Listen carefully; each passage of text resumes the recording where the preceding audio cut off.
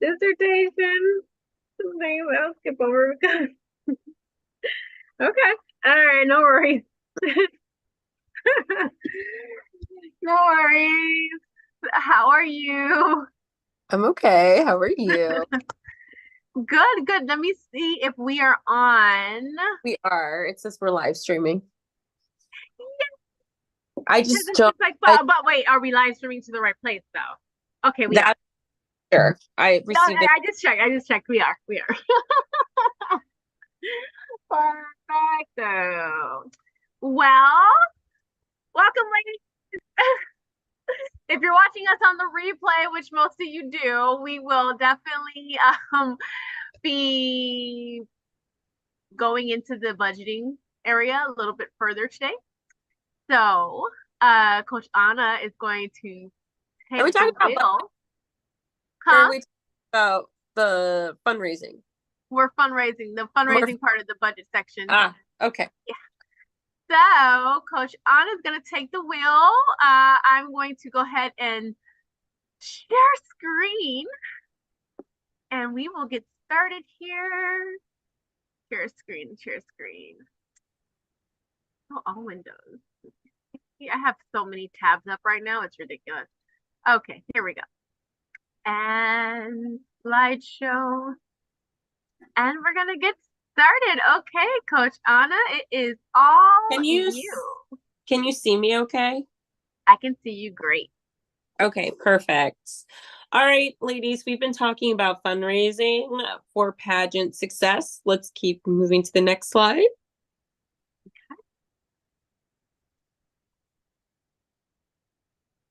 And move to the next slide. Fundraising. So there's lots of different ways. This this PowerPoint actually focus more on your own set of skills. And that's something we would love for you to ponder upon. What things are you really good at? And with those things that you're great at, what can you do to monetize that? So let's take a look. If you can create a concert, talent show, theme party, and charge admission for tickets, and certain proceeds go to your mission for pageant and nonprofit, you can do that. Next slide.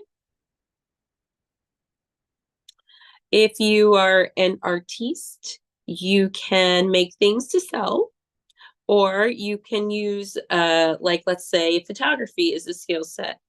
You can book sessions and have it at a discounted price if you want, and have that go towards proceeds for your pageant or whatever goals that you have in mind. Next slide. If you're great at cooking and baking, you can do a bake sale. Next slide. As mentioned, if photography is one of those things, there's lots of different areas you could get into. You could get very specific because there's such variety. Like you could do sports photography, you could do weddings, you could do parties, you could do headshots. So it's really up to you to diversify your own profile. Sorry, I can talk. Your own profile to make the best outcome for monetizing for your efforts, but also to improving your skill sets. If you are a writer or you've created some books, we have some girls who've published some books. You can do that as a means of raising funds for causes you care about, as well as your pageant journey.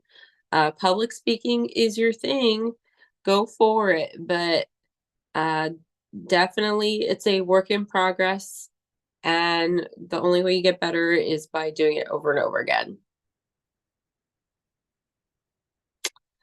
Music or performance, obviously, if you have the ability to sing or play an instrument, you could do that. But once again, that will take coordination. DIY, host workshop series if you want. Like, for example, if I'm into upcycling dresses, I could do a workshop series on how to upcycle dresses. Bring your own dress to the workshop and we'll go from there. If you are really good at certain jobs per se, like for example, with teaching, I could do tutoring on the side based off of my credentials and my knowledge, and I could use that as not necessarily consulting service, but as a service to provide to others. Or I used to work in admissions for college. I could also provide college coaching or career coaching. So there's lots of different ways. Don't underestimate what abilities you have and how you can monetize that to help support your journey through pageantry and even supporting causes you care about. If you are into fitness and this is your thing, this is another way you can do it. If you're a techie, that's amazing if you can do that. I know right now AI is kind of taking over the world where it comes to like website design and some graphic design.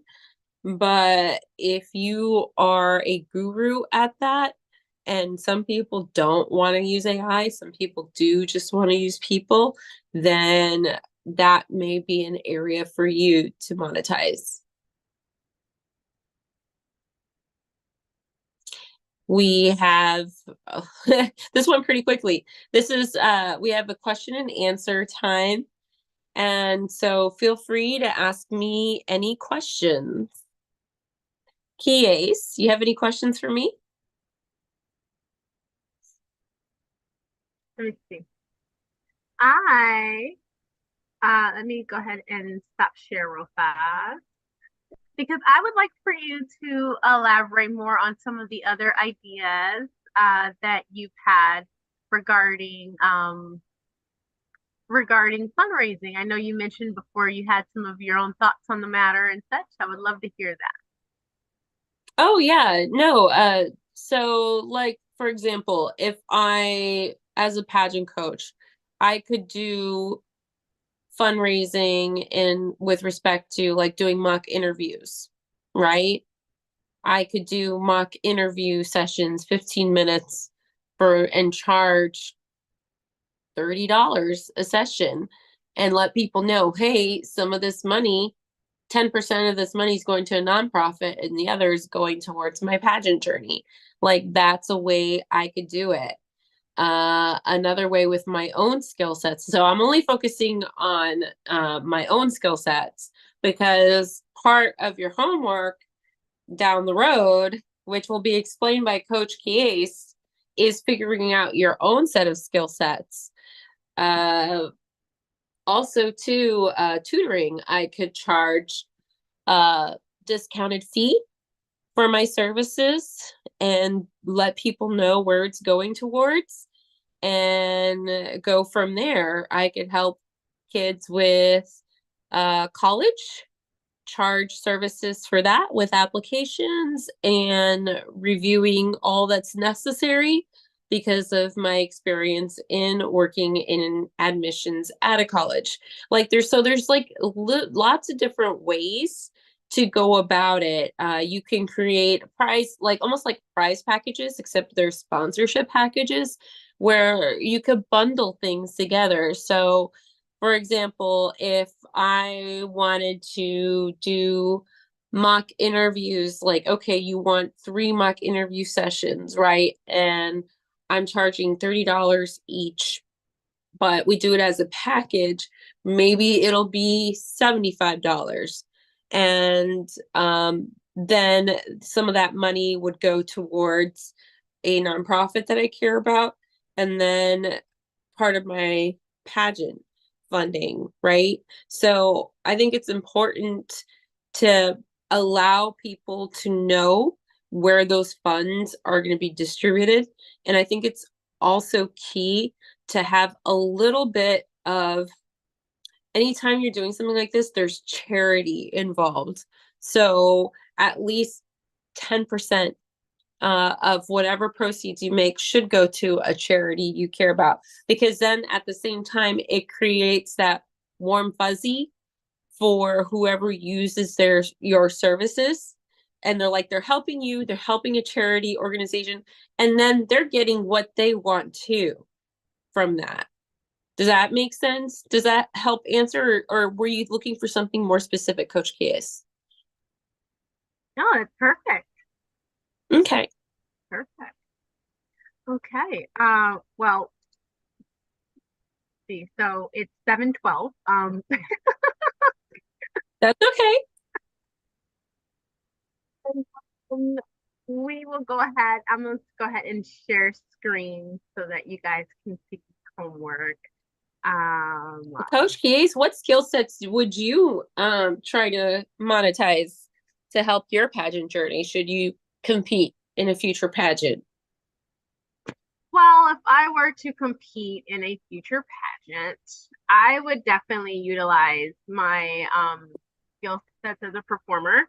I would utilize like as far as like for instance, I do mermaid. So I would probably host some mermaid workshops for the little kids to help raise some funds, even for the adults, honestly, because a lot of adults, you know, love that. Mm-hmm.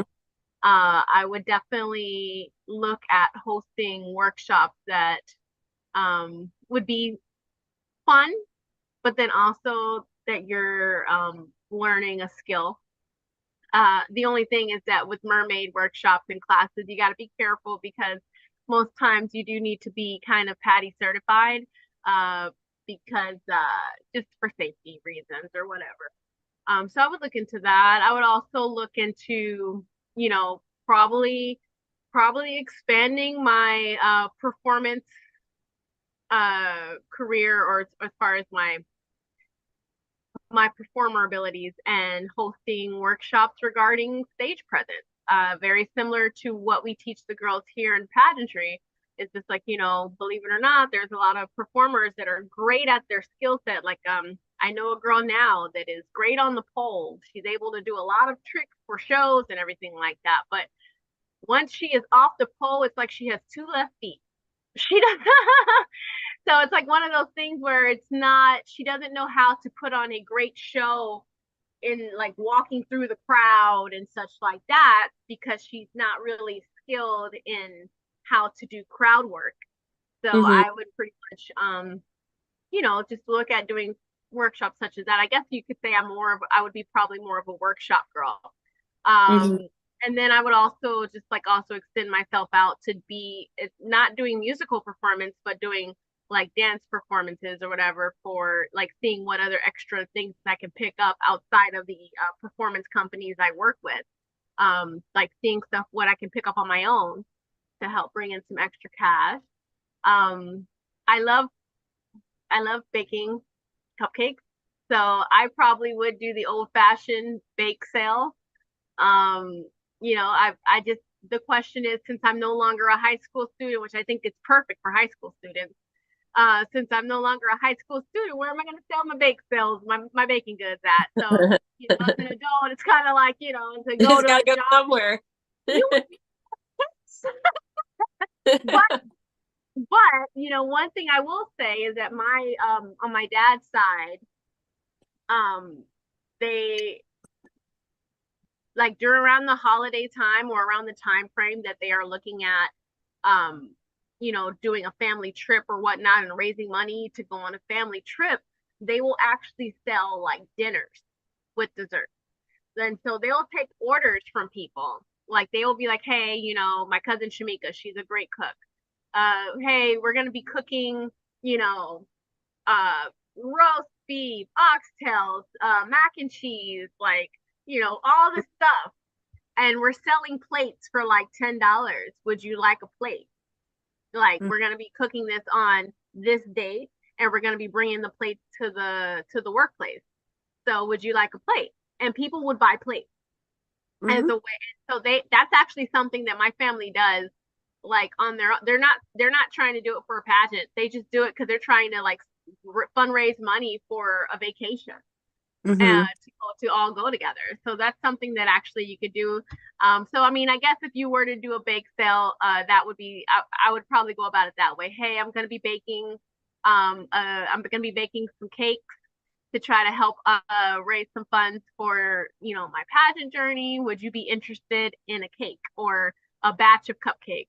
Maybe 4 or 5 cupcakes or whatever. I'll bring them in, like something like that, like whatever you could fit on a disposable tray. Um, I would say also writing. I love writing. So there, like you mentioned, there's a couple of girls in the group that have published books already. Which kudos to you girls, beautiful job. Very proud of you. Those books, I would promote the heck out of them on my social medias, to my family, at my jobs. I would promote every day. I would probably be promoting the book and promoting a link on my social media of where you can buy this book.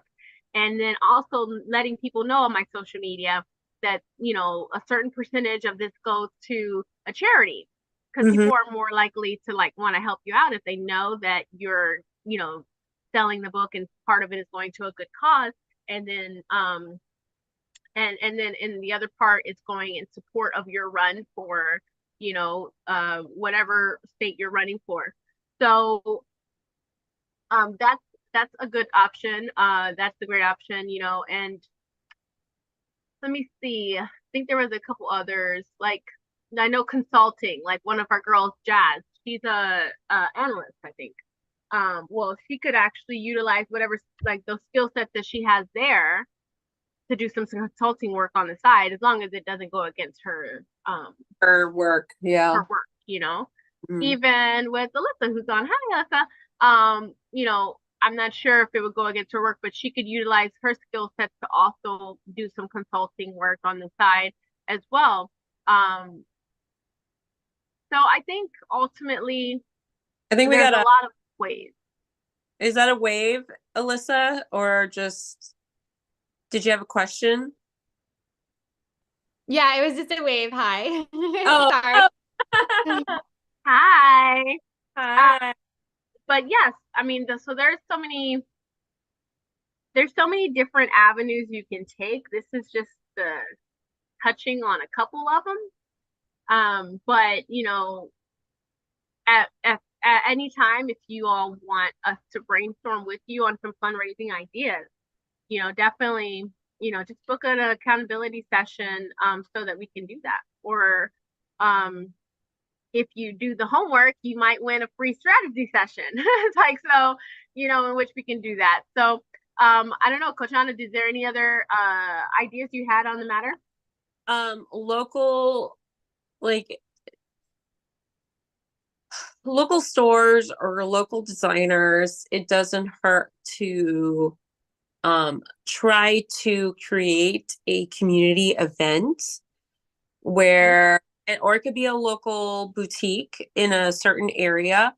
If you're able to rent out a space to do a fashion show, and so it promotes all the local businesses in the local area, at the same time, you can charge a, a small fee. Like, everybody wins in that scenario because there'd be advertising, there'd be marketing. It's free marketing for those who participate, right? And then, of course, Mhm. as long as you're transparent also with the proceeds, like certain proceeds go to whatever organization, and then your journey, like that could turn out to be a really successful community event. Agreed. Same, like you could even at the fashion show, like invite businesses, food businesses, if they want like to lead like a sampler where people can try different things at that location. I mean, there's just so many different creative ways you can go about it. So, excuse me. Agreed. Mhm. So with that said,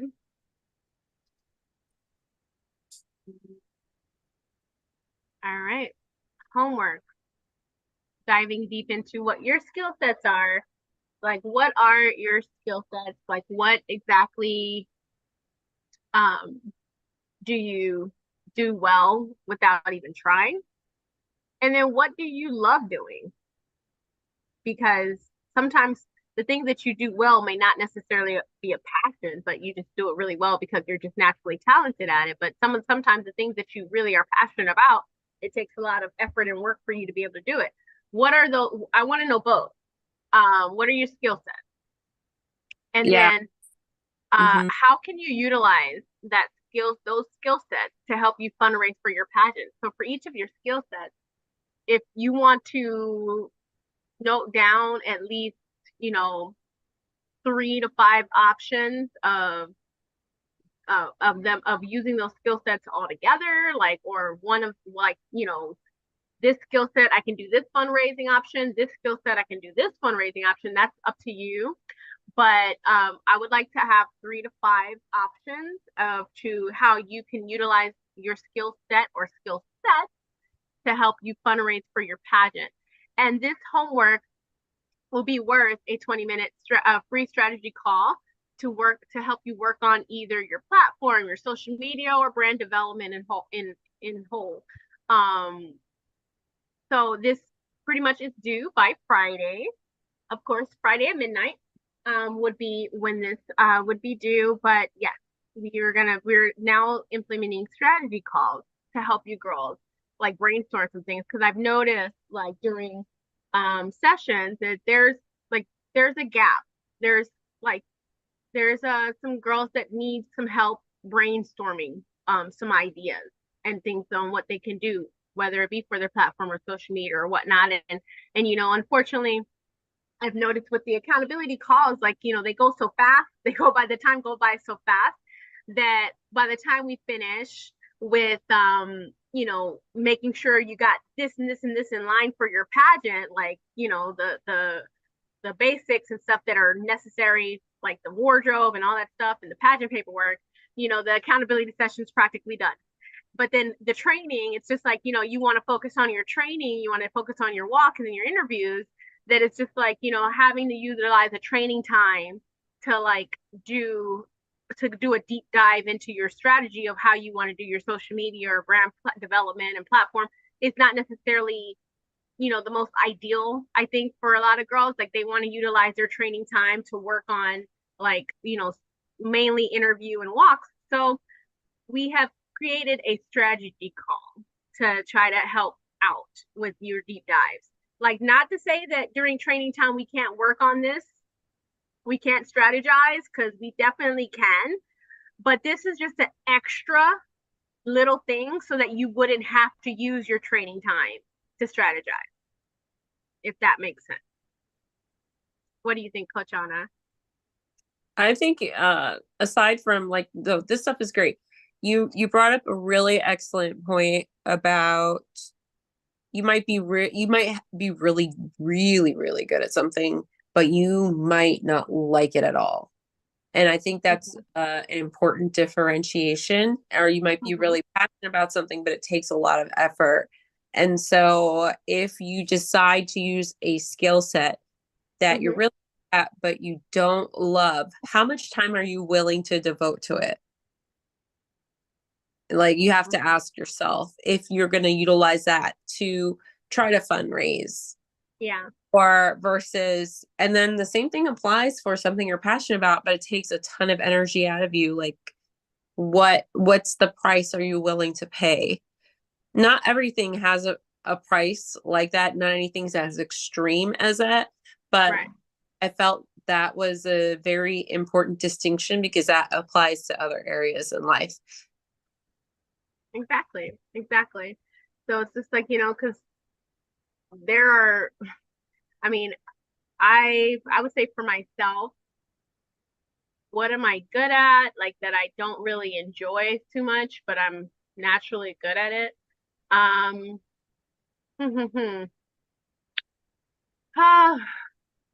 I'm good at, I mean, I'm good with numbers. Um, and I'm good, I'm good at a lot of things that corporate America would love. But I absolutely did not like corporate America. So I was dying in behind a cubicle. Because I'm a creative. Like I'm a creative person. I enjoy like different scenes. You know, I enjoy being outside. I don't like having to be stuck behind a computer all day. So what I was good at and what I actually, had to work on so that I could get better at were two different things. Like I wasn't, I mean, naturally I have some skill sets in performance, but trust me, I am not like I am not like a freaking like acrobatic, just flipping all around the room kind of person or or whatnot. It definitely takes training Mm. to get to where I've gotten to, but I'm so passionate about it that I was willing to put in the time to train so that I can get here. Versus like with the other side of things when dealing with corporate America, like, of course it takes education to get there too. Not everybody can't do corporate America, trust me. But I just wasn't, even though I could do the job, I didn't like the job. Hmm. And I don't, not to say that maybe in the future, because, with my degree, I hope to one day become a diplomat. So, because I want to help countries. And I feel like that is like a good in between, like, because you're working in the office, but then you're also going out and you're being able to like meet with people and, negotiate. I want to help the world in that way. So it's not to say that I won't get back in a suit one day, just not Well, you now. have to be in a suit as a diplomat. Yeah. Yeah, it's not to say that I won't get back in a suit as a diplomat, but I think it just is it's for me, I'm enjoying what I'm doing now. Mhm. And not to say I have all the time in the world to do what I want to do with that on that side of the realm, but I love what I do right now. Absolutely love it. And I know when the time is right, I will go ahead and put the freaking suit back on. Not now. It's having too Understand. much fun. So but nonetheless, we thank you, ladies, for like tuning into this side of the training. We do hope that Coach Kathy will be coming on shortly here. We do hope that we were able to give you some ideas and some things, some little nuggets to like think about and to start, trying to use for your own pageant journey and to help you fundraise because money. Listen, I don't care if you have $1 million, you still need to watch your coins, okay? Yeah. You still need to watch your coins because there's been plenty of millionaires that ended up going bankrupt. So don't let that be you. But nonetheless, we love you all. We And stay tuned for Coach Kathy. She should be popping in here in just a jiffy. So in the meantime, I'm going to, oh, yes, the little thank you page. Thank you. Love you all. We love you. Okay, let me see if I can now stop sharing screen with y'all so that y'all don't continue to see like nothing. And let's see. Oh, all right. So I'm gonna go ahead and is it still streaming on Facebook? I wonder. it is.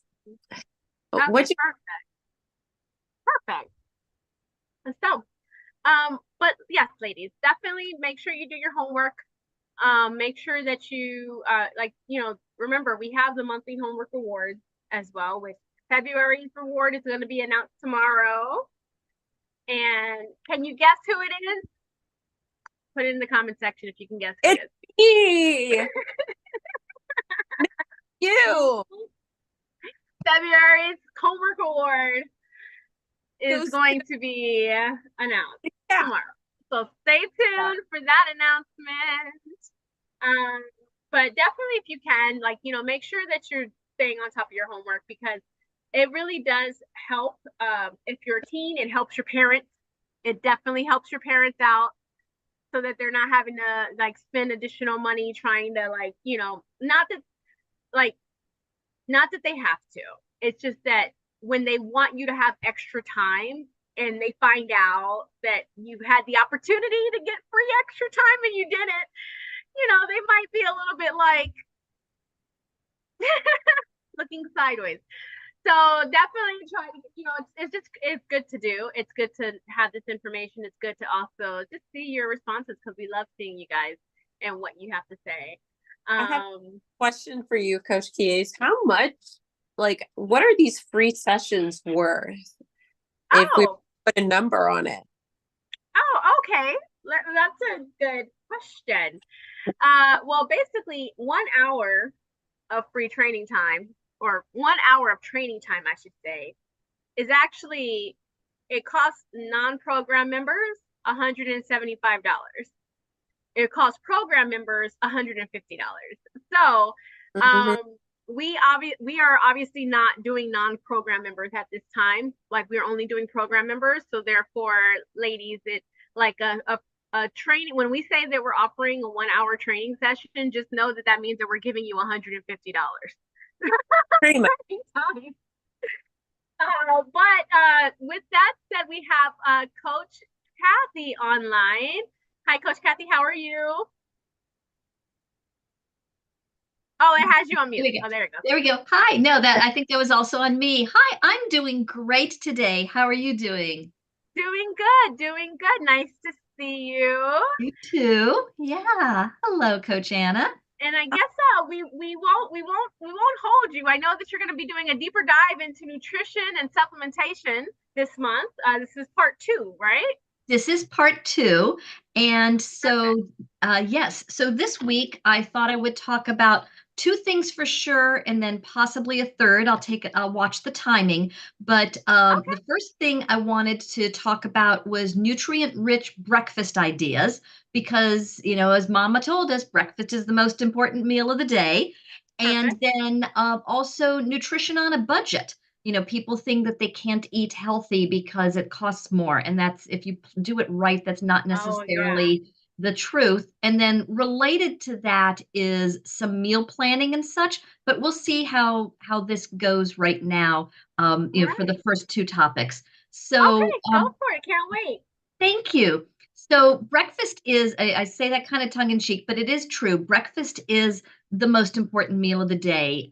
In different languages call it different things. In French, it's petit déjeuner. So, you have different words for it, but in English, breakfast really means to break fast because you have not eaten since last night. And so your body has been fasting. Whether you are a person who wants to fast on a regular basis, whether you ascribe to the intermittent fasting, and we're not going to talk about that, but at some point you break that fast. And so, even for people who are not formally fasting, you do fast because you're asleep. You can't be eating while you're sleeping, and therefore we're fasting. It gives our body a chance to reset and kind of do some of the things it needs to do without having the additional nutrition coming in.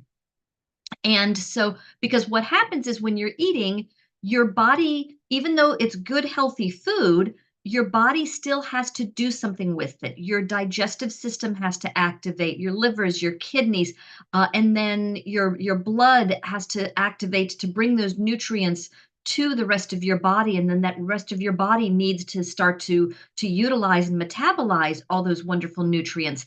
And so when you fast, even if it's for a short period of time, a couple of hours, or overnight while you're sleeping, your body now has time to not worry about the activity of processing the nutrients that you're giving it, but to do other things. It could do cell repair. It could do, I don't know what else your body does. It knows what it does. So, having a fast and then breaking that fast are very important. I was actually listening to a podcast recently, within the last day or two, that was talking about breakfast and how some people, they will try and continue, if they're fasting, they will continue their fast These are for people maybe who are doing that intermittent fasting or different kinds of fasting, and they won't eat till 11 o'clock or till noon or sometimes even 1. And then, but what happens is then they will eat lunch and then they might overload, eat more at dinner. And now you're trying to get your body to um, process all of that while your body is in wind down mode. And depending on when you go to sleep, you might not have fully digested that. And now you're trying to get your body to do some of the digestion while it's also trying to sleep and do some of the repair and reset. And so he was saying that if you want to do that, that you should actually eat earlier rather than later and eat breakfast, eat lunch, and then decide when you want to start your fast, when you want to have your dinner. And there's different, but you have to have that consistency. Your body likes consistency. But then whenever you eat your last meal of the day, which would then preferably be earlier than something like 7, 8 o'clock at night, then your body now has a time to go through that whole digestion process. And then you are now it is ready to do the reset. And this is important when we are getting our nutrients because we want our food that we eat to be fully processed to the best of its ability so that you get all those good nutrients that are in whatever you're eating and your body has the opportunity to utilize them. So you want to consider that. The other thing that he mentioned was that after resting, a good night's sleep, you are within the first couple of hours after waking up, your body is most prime.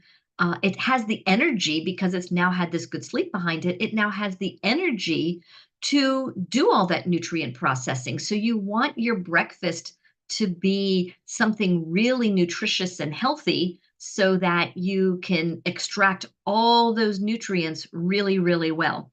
And then that will be of benefit for you throughout that day, and then of course in your body for the future, because you'll have healthier cells to carry on. So that those are a couple of reasons why breakfast is really, really important. Now, do you have to get up, like the farmers do with the chickens that crow at 5 a.m. so and eat breakfast right away? No.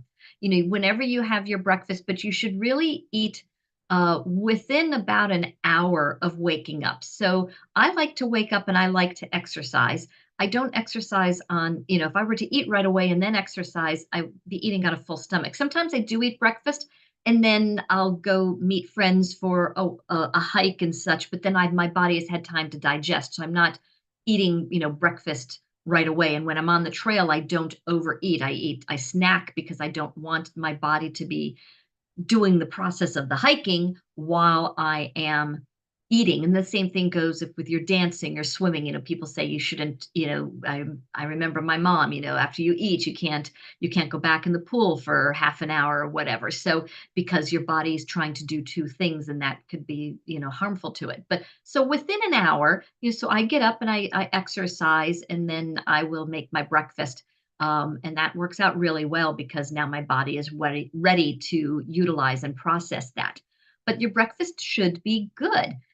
It really should be one of the healthiest meals of the day. You shouldn't necessarily just grab something on the go, although depending on what you grab, it still can be healthy. But I'm talking about, just grabbing a donut because it's there, you grab it and you go by.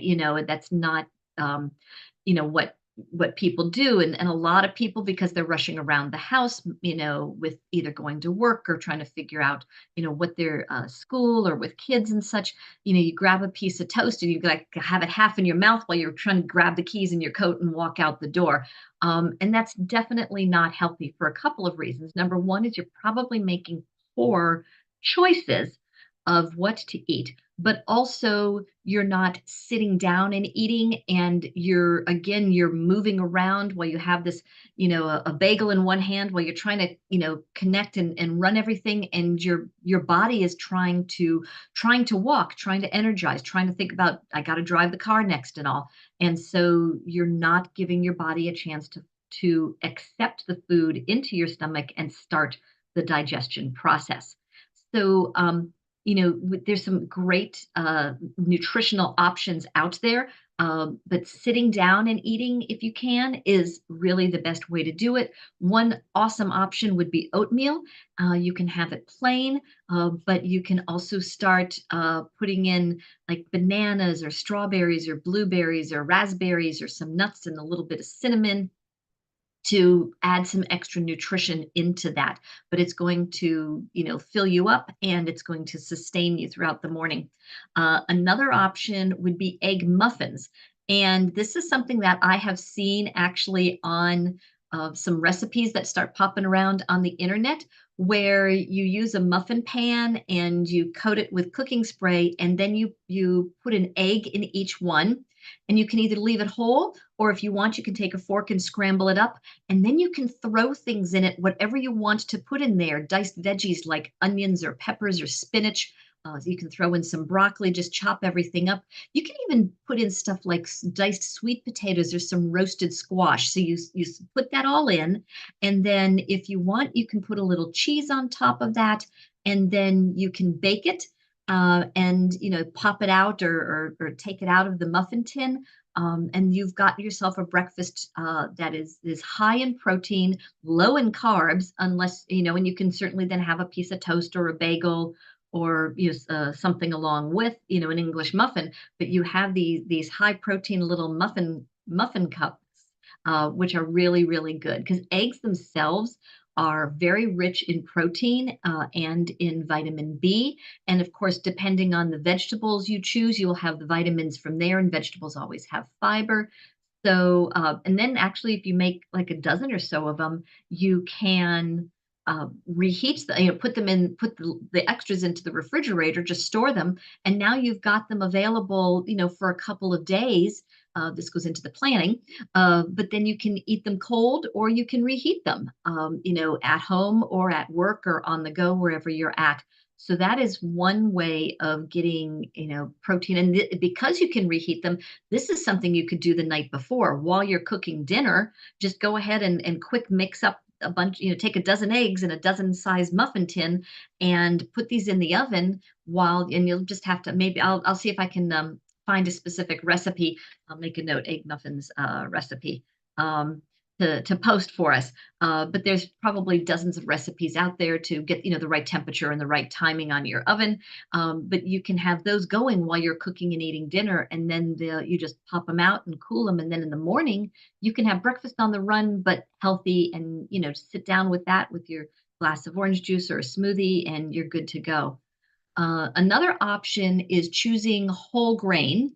And this is something that you could do if you have a waffle maker.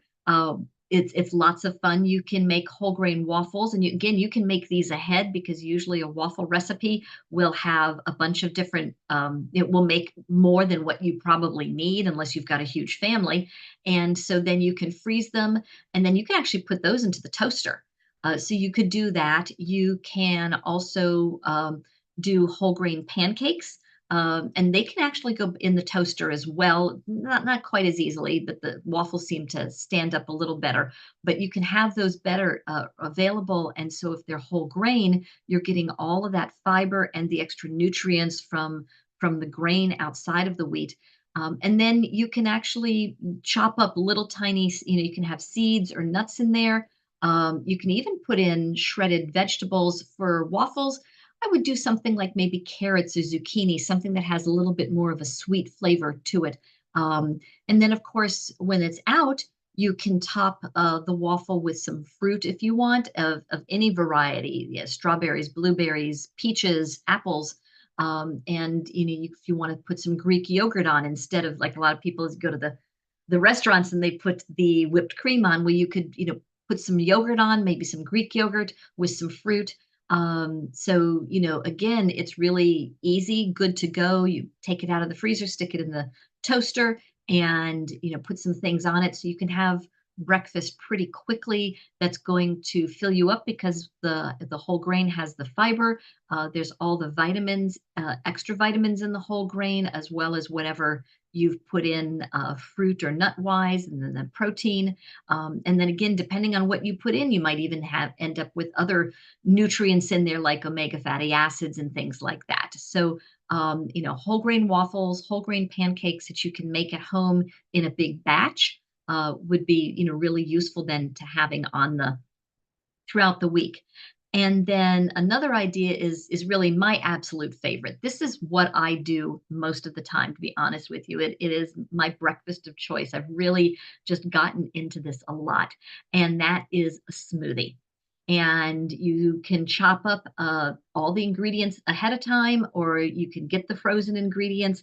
They're even making in the frozens now where it's mixed already. So the one I have downstairs right now in the freezer is what is it? It's pineapples, peaches, raspberries, and mango.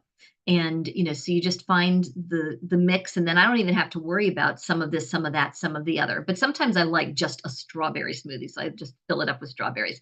And you can have all of that.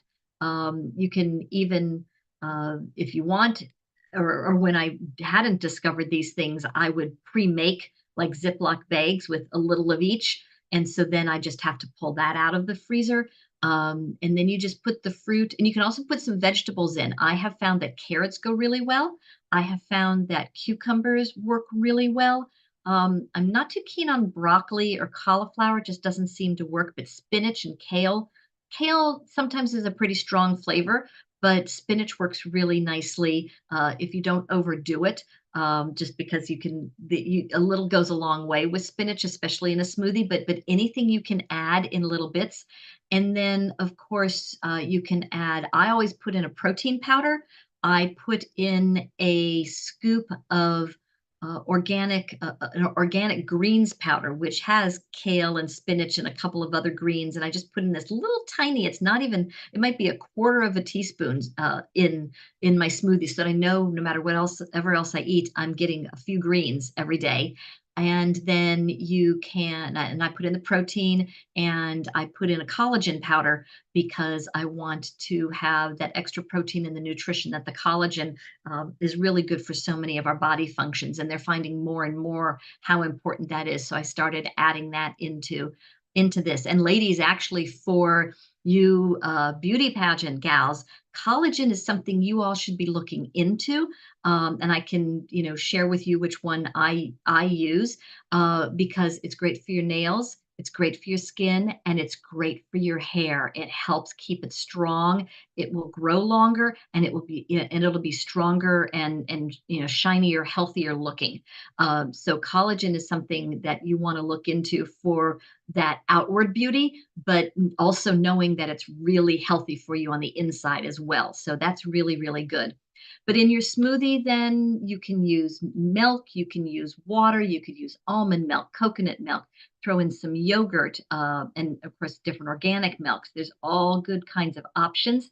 So you can do that, and you just mix it up and you pour it. The cup I have actually has the blender thing, the Ninja blender or whatever it is, and you put the cap on, and you're good to go. So you can have breakfast on the run a little bit, and sometimes I do, but sometimes I'm here at home. And the nice thing about having that in the cup is that I'll be sitting down at the kitchen table doing some work there, but then I remember something I have to do up here on my computer. So I can bring it up here and I can be working, but I'm still kind of sitting and enjoying my smoothie while I'm getting my day started.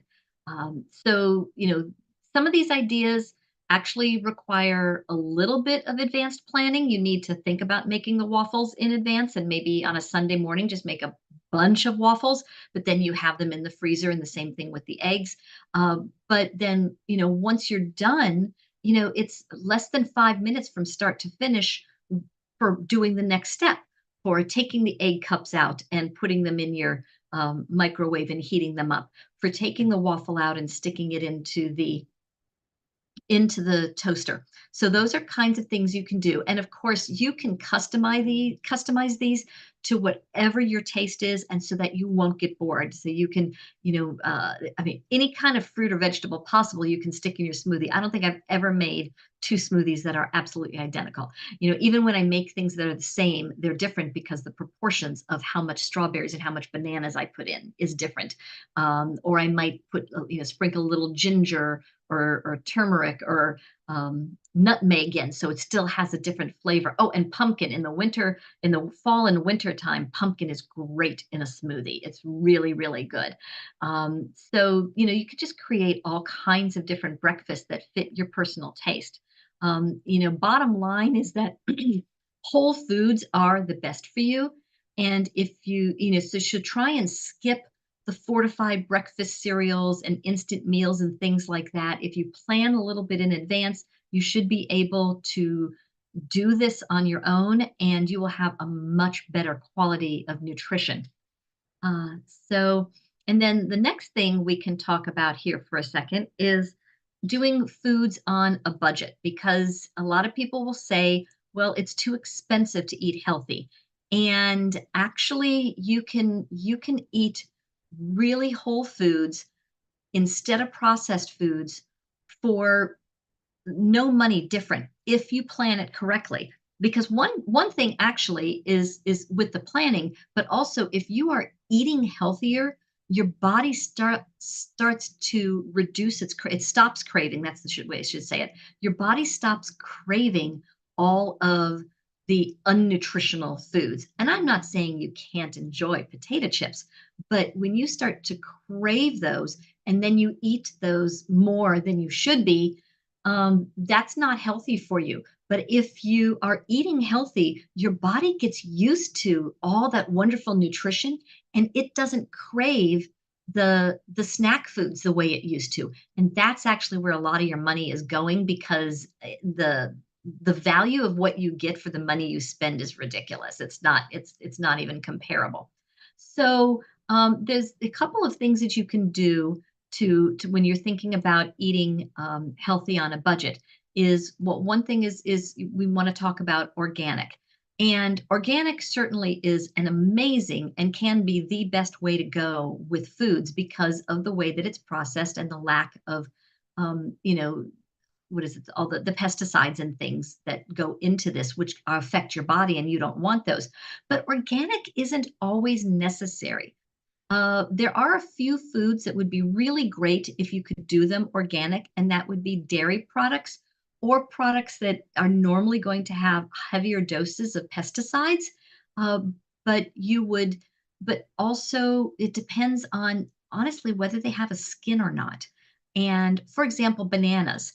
Bananas are great if they're organic, but it's not as necessary to have an organic banana because you peel the peel off, and that peel is really thick. And so, yes, there is the possibility that the pesticides leach in, but you are likely to get less of the pesticides from an unorganic or a regular banana as opposed to, say, a strawberry. Strawberries are really best when they are organic. A strawberry actually is one of the worst examples of this, or the best examples of why you should buy organic. And that's because if you look at a strawberry, it's got all those, the bumps and the baby seeds and things in there. And it's it's like a dust cloth that catches all of that, and the pesticides stay there. And even when you wash them, you're not able to rinse off as much of the pesticides as you would like, just because of the nature of how a strawberry is built. The same thing with a peach, with all that fuzz, really fun to touch. But all that fuzz then becomes a magnet for whatever the farmers are using to protect the crops from, boll weevils and things. So you need to consider. I will try and post there's a thing called the Dirty Dozen, and these are foods that the Environmental Working Group has deemed that are the highest in pesticides, and therefore, if should be the ones that you might want to target. So if you're trying to reduce or take care of your budget, uh, look for the ones that the fruits and vegetables you absolutely should have as organic, or if at all possible, and then which ones you can get away with not having organic, and that will help your budget there. And then, of course, if you can't afford organic, that's fine. You need to, though, then wash all your fruits and vegetables very, very thoroughly. And that's not just rinsing them and then doing a paper towel. That's using a a soap that's made safe, and so that would not be your normal dish soap. But soaps that are there are soaps that are made to help re- reduce the cling of the pesticides on the fruits and vegetables. So they're vegetable washes, fruit washes. There is one dishwashing liquid out there that also will do a good job of cleaning your fruits and vegetables. So I can share that with you if you want. But for the most part, you don't want to, because so many of those are made with chemicals that are going to be left on there even as you rinse. So you're kind of like, well, which is worse, right? Um, Another way you can do this is shop for produce that is in season, even at the grocery store. We are so blessed now with transportation and with preservation, refrigerators and things, that we can get almost any fruit or vegetable all 12 months of the year. But that's not the way they're grown. And when if it's something that's available in the summer and you're eating it in the middle of winter, well, that means that it was growing in South America because it's summertime there, and it had to be transported up. Well, how did that transport happen? How long ago was it picked? How did the transport happen? Did it, what was the refrigeration like? Were there chemicals sprayed on it to help preserve it while it's being transported? All these kinds of questions. So, for example, asparagus grows in the spring, so that would be the best time right now. Actually, we're coming into the season to eat your asparagus, and then finding other products else time, like corn. Corn is good in the late summer. So, unless you're doing frozen bags of corn, you don't want to get a corn on the cob until late summer when it's being harvested. And then you are more likely to have it from a local source, from a farm that's closer to you, so that it comes in. You're getting it closer to when it was picked. Um, and we've got a couple of other ideas, but I think we're getting pretty close here to 8 o'clock. And so I can save some of those ideas for next week, along with the meal planning tips. And I wanted to then see if anybody had any questions. If you want, you can go right into it. Okay. Yeah, go for it. I'm taking a lot of notes. Oh, good. I'm glad these ideas are coming gone good. Well, then I'll just keep going a little bit, because I do want to respect everybody's time, and I don't want them, when they re-listen to this, take too long. But we'll keep going. Um, we used to have, and I don't know because I don't get the Sunday paper anymore, but in the Sunday paper they would have, the supplements section, which has all the sales circulars, and the one, yeah, and you can actually pick them up at the stores too. They have them at the front and on the tables, where it shows all the sales for the week. So to save some money, you should be shopping by that supplement. You need to, find out what's on sale and then plan the menu around it. So this might be when you're eating breakfast at your table and relaxing, and letting your body, get all those good breakfast morning nutrients. Look over this. Some people will take a pad of paper, other people will use a Sharpie and circle things.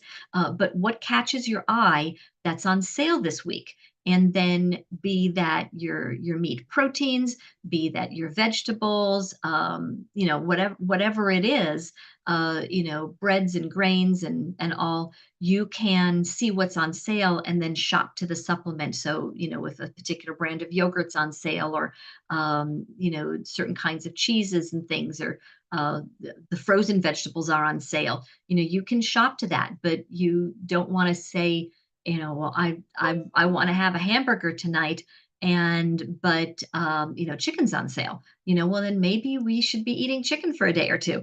Not that you can't, but it helps save your money that way. And then so there's yeah so that's I'm sorry, something popped up that shouldn't have. So yeah, so that's one way to save some money. And you can also stock up. You can buy more than you need, and then put it in the freezer. Wrap it up in individual servings or in family size servings, and put them in the freezer. You can also use that time, especially with your meats, to do any kind of a marinade that you would want. So you can put your chicken or your pork chop or your steak or your lamb steak, whatever, put it in a Ziploc bag with some teriyaki sauce or your barbecue sauce or whatever. Or if ground beef is on sale, make a bunch of hamburgers and put them in the freezer, or make a giant meatloaf and slice it up into individual servings. But put it in a Ziploc with the barbecue sauce or the ketchup or whatever you like on it, and put it in the freezer. And now again, you've got quick meals. But now you can have the variety. So when you're in the mood for a hamburger, you've got one, even if it isn't on sale today because it was on sale 3 weeks ago when you bought it. And of course, this depends on the size of your freezer, how big your family is, how many people are sharing your freezer with you. But this is, you could still do this a little bit. Even if you have other people living in the house with you. I know my daughter, when she was at college, she was sharing. There were like three or four of them. There were three of them sharing a standard, top freezer, bottom fridge refrigerator. It was a nice size one, but it wasn't, huge. And the three of them were able to work it out. And, she was able to, get something on sale and save it, and get another thing on sale and save it, and then start eating from there. So she was able to do that, even with a little bit of room. She didn't have the whole freezer at her disposal, but she was able to do that. So that's a great way of getting some savings there. Also, remember that vegetables are cheaper than meat. And so ideally, actually, your meals should primarily be vegetables and grains, but we do need protein. But so many people can eat more protein than they need. But at the same time, especially for dinners, the best time to eat protein is at breakfast. That's why I will put protein into my smoothie. And then at lunch, at dinner, if you've eaten enough protein, and you need I think it's 25 to 30 grams of protein a day. So, if you can move that into the morning time and noon time, then when you're eating your dinners, you can, stock up on your vegetables and eat a little bit of protein, but you don't need to eat, 16-ounce steak. We don't need to be eating like that. But you could have, 3 or 4 ounces of protein, more or less per meal. So if you start shopping with the focus on the vegetables and put more of those onto your plate, and we've talked about that. There's different theories, but half of your plate vegetables, and then a quarter protein and a quarter of whatever your starch is. Then you will be able to fill your stomach. And a lot of vegetables actually have protein in them, so that you can continue to get some protein there, but you're not changing up that balance that your body really, really needs. We talked about when, buying locally. So if there's a farmer's market, and there's even farmer's markets throughout the year, but farmer's markets, especially in the summer months, are going to be really good. And the grocery stores are getting more and more conscious of this.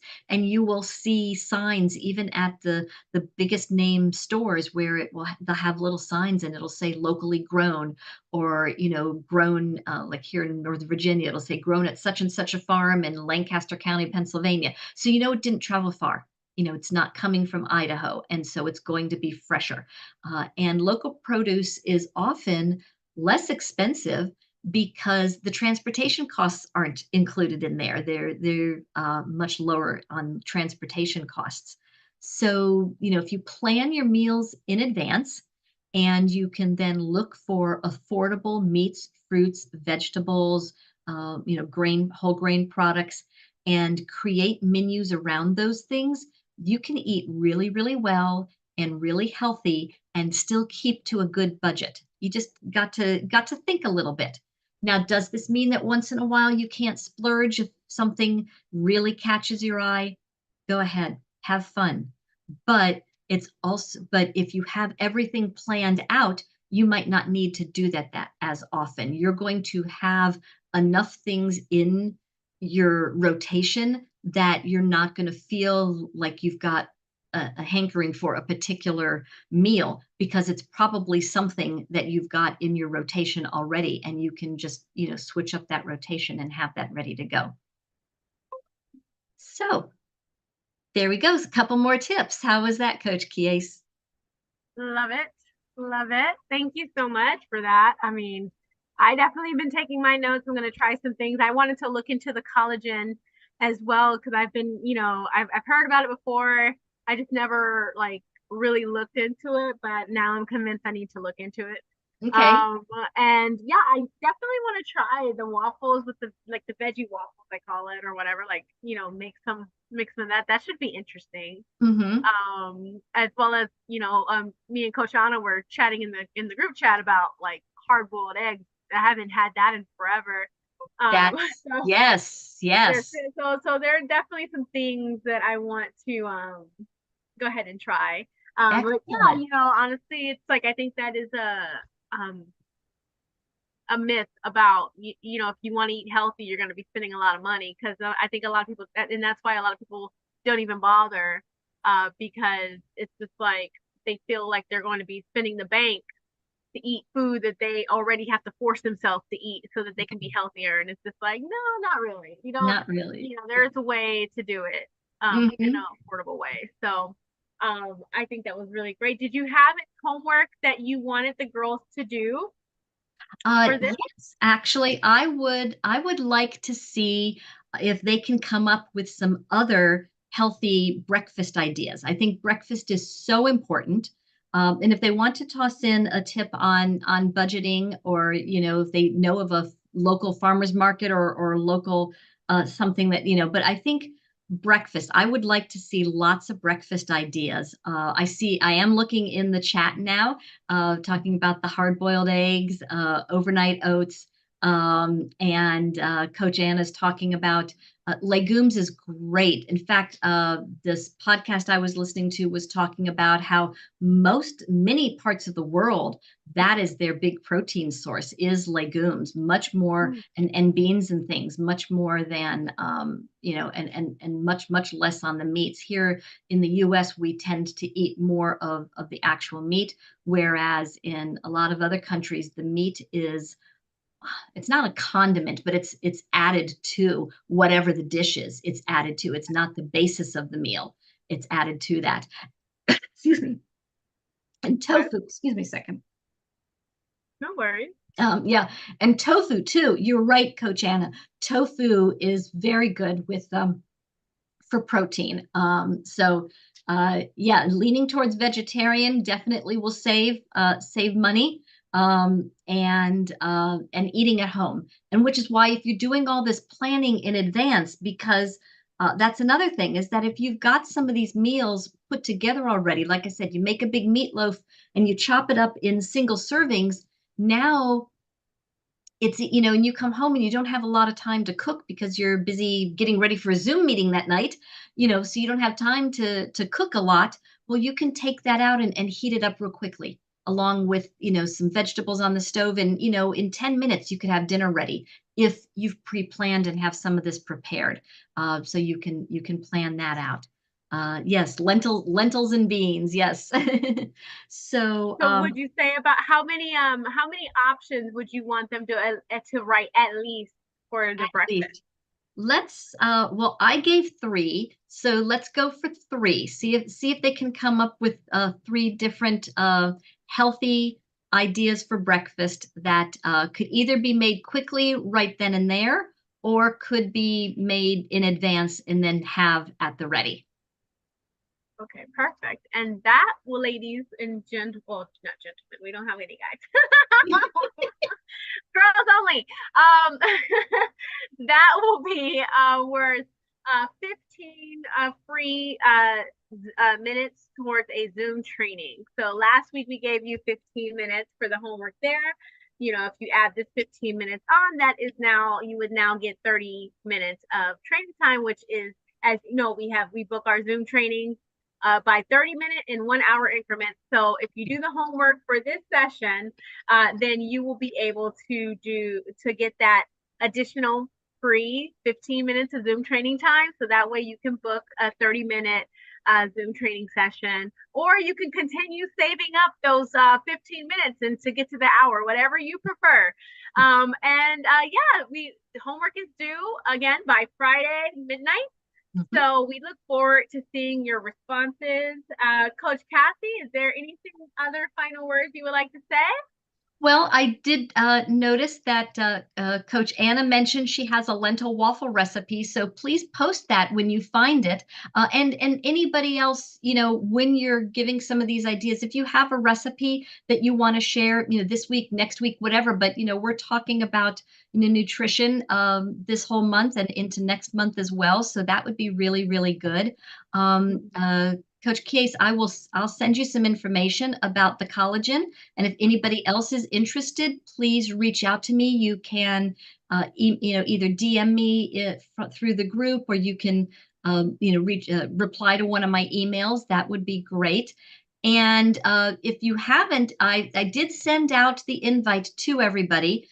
So please look in your emails. I know Coach Kies has jumped on our ABCs of Nutrition Challenge, which yesterday was the first day, so today's the second day, and you can still jump in and read through all the old posts and watch the new posts, because we're talking about vitamin A and vitamin B and what types of foods. Do I want to eat an avocado or celery or whatever? There's so much information in there that fits really well with this conversation we're having here with Reigning Beauties. So please just go ahead and look for that email from me.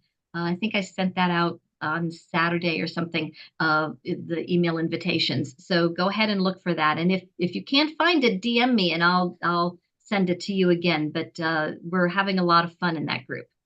So just other Yes, ways of really getting information out, and to learn more about this healthy nutrition for all of us. the more information, the better. More Yeah. information, the more you know, the more you grow. Yeah, totally, totally. Well, awesome. Well, thank you so much for all the wonderful tips. As Coach Anna even said, like, thank you so much for all the wonderful tips. We always appreciate it. And your emails too. They're very helpful. So we appreciate you, Coach Kathy, and we also appreciate you, Coach Anna. So thank you both. I hope you have a great rest of your Tuesday evening, and I hope you have a great rest of your week as well. Ladies, we be sure to put your homework. I will make sure to post the homework thing in the chat. I'm sorry, in the Facebook. I know I've been horrible at that lately, but I'll make sure to post the homework thing for you to put your homework answers under in the Facebook group. And we hope you have a great rest of your week, ladies. Bye, everyone.